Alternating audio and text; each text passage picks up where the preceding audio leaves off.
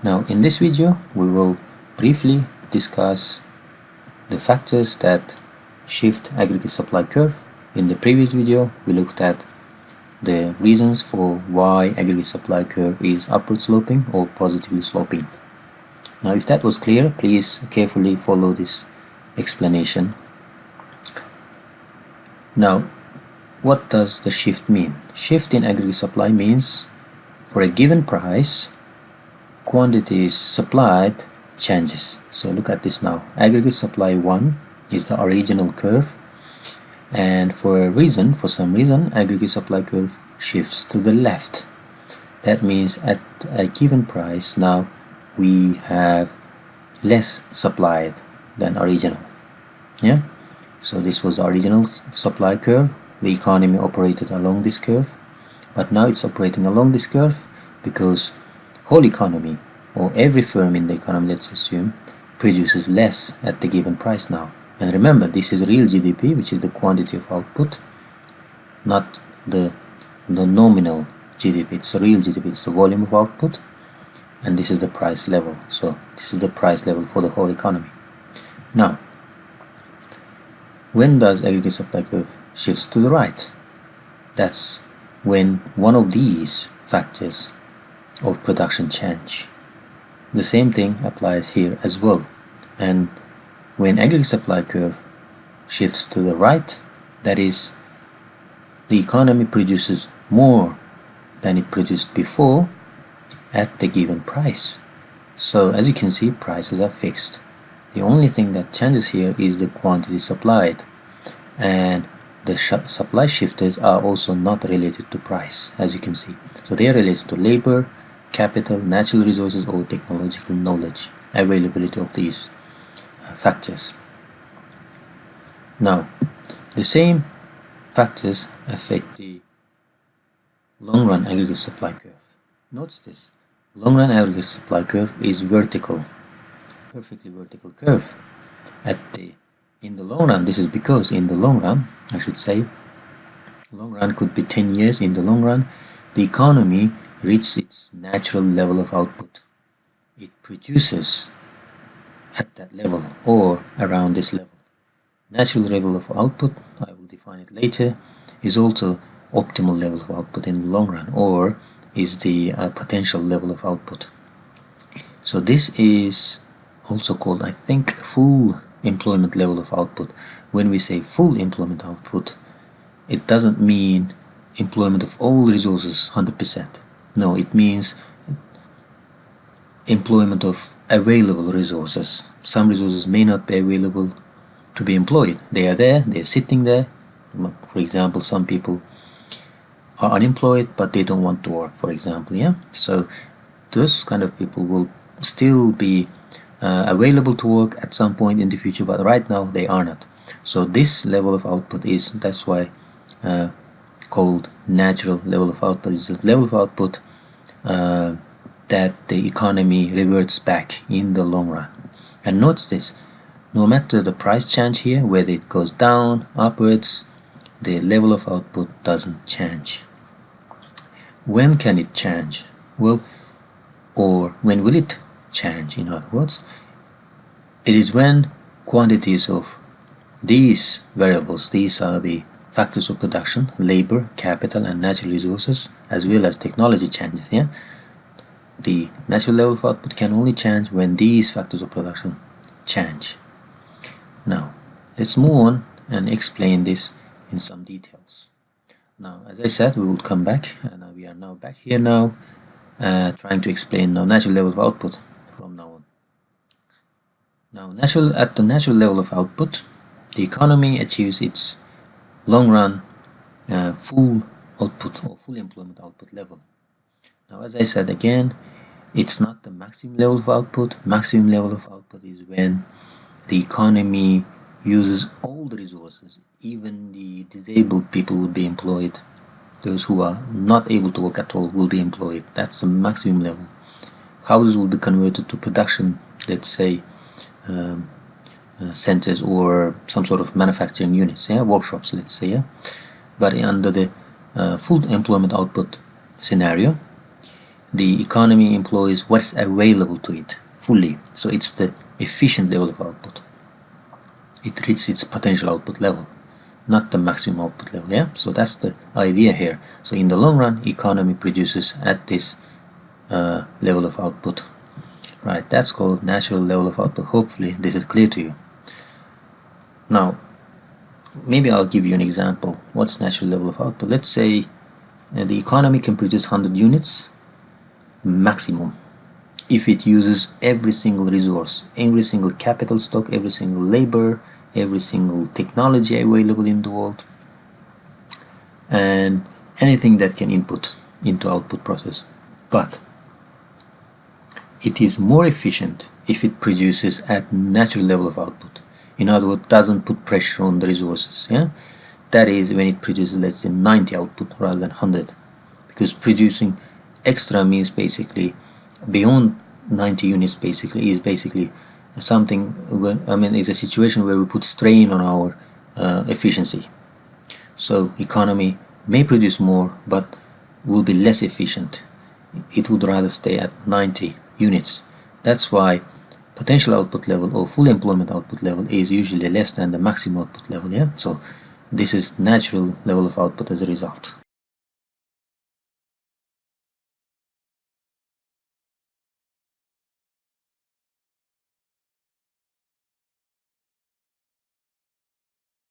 As our GDP sum, for example, in this period, in some years we had a recession, for example. It's a decline, long decline, but then we had a good period as well here, right? So it's basically recession, expansion, recession, expansion, right? Now this is our actual GDP. This trend line is our natural level of output. Yeah, so this is the natural level of output. As you can see, economy fluctuates around it. Yeah, it reverts back to this on average. Yeah, and you can think of this line now as the maximum level of output. So economy tends to go there, but as it goes there, what happens is that the economy overheats. Economy basically starts eventually malfunctions because it tends to employ every available resource, but that's not efficient way of producing. So you would have to have some spare capacity. So we would usually, as a result, operate along these curves, but we usually revert back to this level. Yeah, back to the natural level in the long run. Yeah, in the short run, it's fluctuating. Yeah, output is fluctuating. Yeah, this is short run. For example, let's say this is 5 years. Let's say this is 3 years. This is, let's say, 2 years, some expansion, 5 years of recession, 3 years of expansion, recession. Yeah, but in the long run, as you can see, we are operating along the natural level of output. Now notice this. Over time, natural level of output is changing. So there is a shift from this point to this point. Yeah, so from this point to this point. So what are the shifters here? That's the topic now I am trying to explain here. Right, so let's go back. Moving on. Now, shifters of short run supply curve will also be shifters of long run supply curve. These include any changes in the labor, capital, natural resources availability, as well as the changes in technological knowledge or level of knowledge. Now, change in labor, for example, could shift the aggregate supply curve, long run aggregate supply curve. This is because, for example, immigration maybe. Large number of immigrants coming to UK, for example, increased the skill base. So some of the immigrants started businesses. This increased entrepreneurial activity, which means more output. Some immigrants went to work in the farms. For example, they helped to improve the farming process or increase the farming output. Some immigrants went to NHS. Some immigrants went to, for example, universities. So that helps us to educate more people. So that shifts the aggregate supply curve to the right. So let me show you what it is. So we may have shifted over time. Where is my okay? From this point to this point because of large immigration. So that happens here. So this is our price, overall price. This is our quantity. This is our long run aggregate supply curve. There is a shift to the right here, to this side. Yes, this is long run aggregate supply curve 1, from 1 to from 0 to 1. Yeah? So that shift is actually shift from this point to this point, because now we are producing more. We are basically producing more now. I'm gonna pause here. Right, apologies, I had a distraction. My son just walked in. Right, interesting. Hopefully what we've been talking about is clear. Right, moving on. As you can see, so now having labor, let's say this is Y1, this is Y2, labor shock, in other words, large immigration into the UK shifts our output, natural level of output, to the right. The same could happen because of, let's say, increase in the capital stock of the economy. So for example, change in capital stock, purchase of greater number of machineries or building of factories will create this capacity. As a result, with large capacity or spare capacity, UK economy produce more. So that also leads to increase in the output. So that's a shift, rightward shift. By the way, we forgot to look at natural rate of unemployment, by the way. Let's say, so we'll come back to capital again. With that distraction, I actually lost the path, lost the track, I should say. Now, natural rate of unemployment is when we have an employment level, but that is something that remains static or fixed for a long time. So every economy has, let's say, about around 2 to 3% of unemployment rate. That's natural to have such situation, because natural rate of unemployment is when there are people who can work but prefer not to work temporarily, because maybe they're waiting for something better, yeah, and they're being unemployed will not actually affect the economic output, drastically or significantly. Instead, if it increases, however, if a lot of people decide to not work, that will then increase the natural rate of unemployment. That then shifts the aggregate supply curve to left.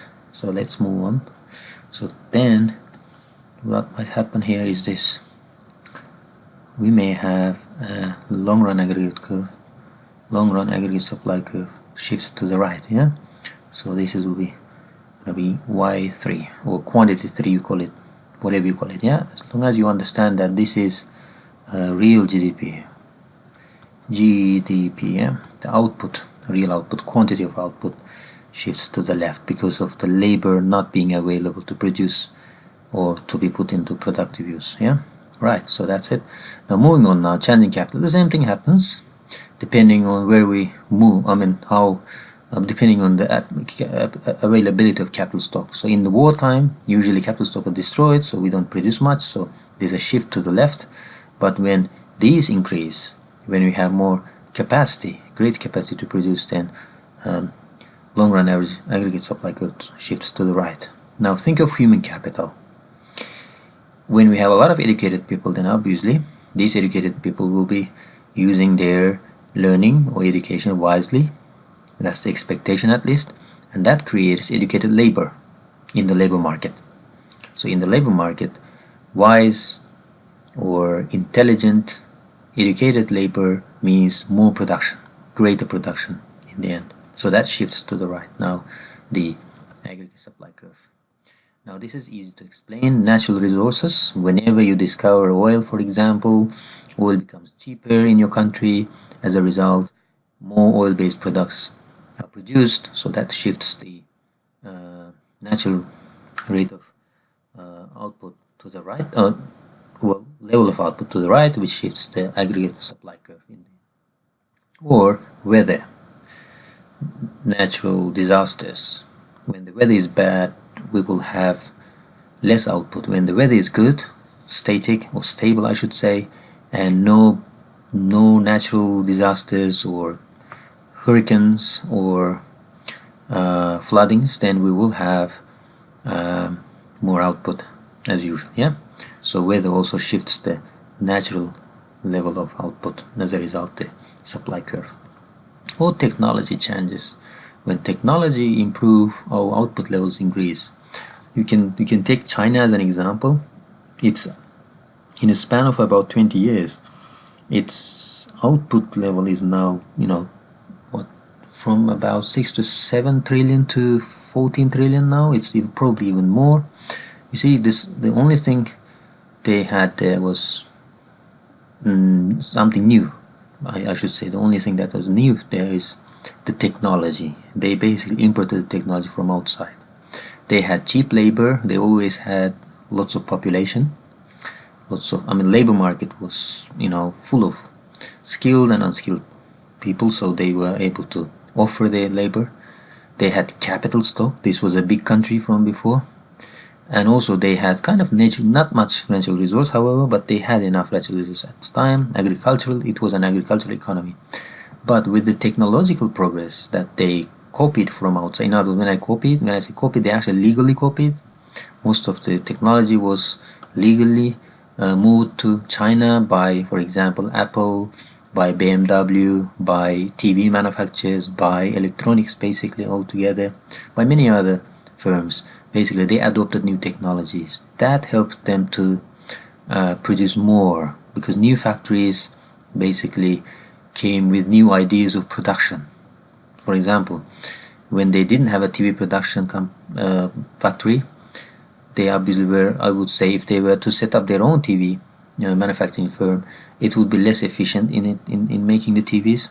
But once let's say Sony moved this factory to China, they moved with a new technology or new ways of making the TV. So they copied from them. As a result, they were more efficient in making a single unit of, let's say, LCD TVs. Yeah, it's not only just the TV technology, but it's also technology of production that came in, like division of labor, organization of, production structures. Yeah, so these things usually provide great opportunities to produce more or improve the productivity. So this leads to a shift to the right in our aggregate supply curve.